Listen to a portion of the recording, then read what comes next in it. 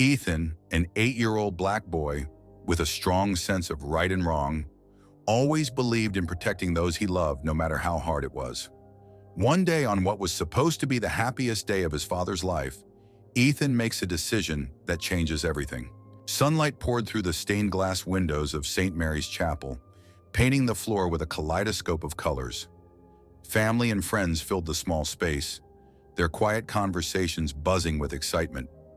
At the altar stood Michael, a proud veteran and widowed father, wearing a navy tuxedo that reflected both his nervousness and joy. Ethan, dressed in a miniature version of his father's tux, clutched a small pillow tightly. His brown eyes darted toward the chapel doors, but his mind was elsewhere. Something about today felt wrong. "Hey, champ," Michael said softly, bending down to Ethan's level. "You look sharp. Ready to be the best ring bearer ever?" He ruffled Ethan's curls, his warm smile filled with love. Ethan forced a small smile and nodded. "Yeah, Dad, you look great too." But his voice lacked confidence. Michael, too focused on his excitement, didn't notice. As the wedding march began, the guests rose, turning to the chapel doors. All eyes were on Emma, who appeared radiant in her flowing lace gown. Her golden curls framed her face, and her blue eyes sparkled. "You look beautiful," Michael whispered as she reached the altar. Ethan's grip on the pillow tightened. He wanted to believe in the joy on Michael's face, but the memories of the past few months told him otherwise. It was a crisp autumn afternoon when Emma first arrived. Michael had picked Ethan up from school, his excitement contagious. "I've got someone special for you to meet," Michael said, smiling. Emma was on the porch, waving warmly. "Ethan, this is Emma," Michael said proudly. "She's very important to me, and I hope she'll be important to you too." At first, Ethan felt hopeful. Emma knelt to his level. "It's so nice to finally meet you," she said. "Your dad talks about you all the time." Ethan smiled shyly. Maybe this wouldn't be so bad after all. But the warmth in Emma's eyes vanished when Michael wasn't around. Her smiles turned to cold stares. One evening, Ethan spilled juice at the dinner table. Emma's reaction was swift. "Look what you've done," she hissed, gripping his arm. "Clean it up now, and don't you dare tell your father." That night, Ethan cleaned the mess, his hands trembling. When Michael came home, Emma greeted him with a warm kiss, as if nothing had happened. Ethan stayed silent, unsure of how to tell his dad. Late one night, Ethan overheard Emma's voice. "2 weeks," she whispered. "After the wedding, everything will fall into place. The policy is ironclad." Ethan froze, hiding behind the wall. "Mark, trust me," she continued. "Michael doesn't suspect a thing." Michael didn't suspect a thing, but Ethan did. Standing in the chapel, Ethan's mind raced. She was planning something bad, and it involved his dad. He looked at his father and felt a surge of determination. He couldn't let this wedding happen. Not when he knew what Emma was planning. The officiant's voice filled the chapel, his words flowing smoothly as the ceremony continued. Ethan stood at the altar, clutching the ring pillow tightly. The weight of what he knew pressed down on him.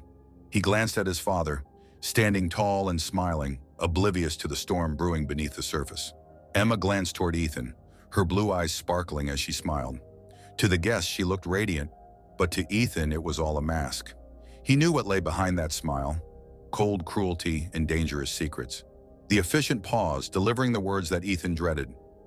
"If anyone can show just cause why this couple cannot lawfully be joined together in matrimony, let them speak now or forever hold their peace." Ethan's heart raced. His palms felt clammy, his throat dry. Fear gripped him, but he couldn't stay silent. He had to act. "Wait," he blurted, his voice cutting through the stillness. "Stop the wedding." The room gasped as every eye turned to Ethan. Michael frowned, confused. "Ethan, what's wrong?" he asked. Ethan's voice quivered as he said, "You can't marry her. She's not who you think she is." Emma faltered, but she quickly smiled. "Oh, Ethan," she said sweetly, stepping toward him. "It's normal to feel scared about changes like this." "No," Ethan said louder, his courage growing. "She's planning to hurt you, Dad. I heard her talking to someone named Mark about a policy. She said you don't suspect anything." Michael froze, staring at Ethan in disbelief. "What are you talking about?" he asked, glancing nervously at Emma. Emma forced a laugh, her voice calm. "He's just upset, Michael. He's a child. He doesn't understand." Ethan shook his head, tears welling in his eyes. "I'm not making this up. I heard her. She's lying to all of you. Michael's expression darkened. He turned to Emma. Is this true? He asked quietly. Emma's composure began to crack. Michael, this is absurd, she snapped. You can't believe this. Michael's voice grew colder. I need the truth, Emma, now. Her calm facade shattered. Fine. Yes, I was talking to Mark, but it's not what he thinks. I was planning your surprise honeymoon. Michael narrowed his eyes. A surprise honeymoon? Why hide that from me? Emma hesitated, searching for words. Her story unraveled, her voice rising. You little brat, she hissed at Ethan under her breath, her anger fully visible. You've ruined everything. The room erupted in whispers. Michael stepped back, his face a mix of anger and heartbreak. This wedding is over, he said firmly. Emma froze, then turned and bolted down the aisle, pushing past stunned guests. Michael stood motionless for a moment, then knelt and placed his hands on Ethan's shoulders. Ethan, he said softly, his voice trembling, tell me everything. The chapel was filled with whispers as the guests tried to process what had happened. Michael stood frozen, staring at the doors Emma had fled through. Slowly he turned to Ethan, his face filled with disbelief. Ethan, Michael said softly, kneeling in front of his son, tell me everything. Ethan hesitated, gripping the ring pillow tightly, but his father's eyes showed trust. Taking a shaky breath, Ethan began. She talks to someone named Mark on the phone, he said. She said everything would fall into place after the wedding. Michael's jaw tightened as Ethan continued, his voice steadier now. He told his father about Emma's cold behavior when they were alone, her threats, and the insurance documents he'd seen on her laptop. I think she wanted to hurt you, Ethan finished. Michael closed his eyes, guilt washing over him. You were brave to tell me, he said, pulling Ethan into a hug. I should have listened sooner. The chapel doors swung open, and 2 police officers entered, silencing the murmurs of the crowd. One officer approached Michael. Mr. Matthews? He asked. Michael straightened, his hand resting on Ethan's shoulder. Yes. We received a report about a threat, the officer said. Can you explain? Michael nodded. My ex-fiancée was planning something dangerous. My son overheard her. I believe she was conspiring to harm me. Do you have any evidence? The officer asked. Ethan spoke up. She left her laptop at home. It has proof, and she kept talking to someone named Mark. The officer nodded.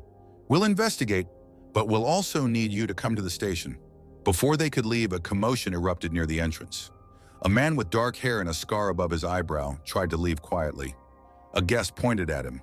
That's him, they shouted. That's Mark. Michael turned sharply. Ethan tugged on his sleeve. Dad, that's him. The officers moved quickly. Sir, stop right there, one shouted.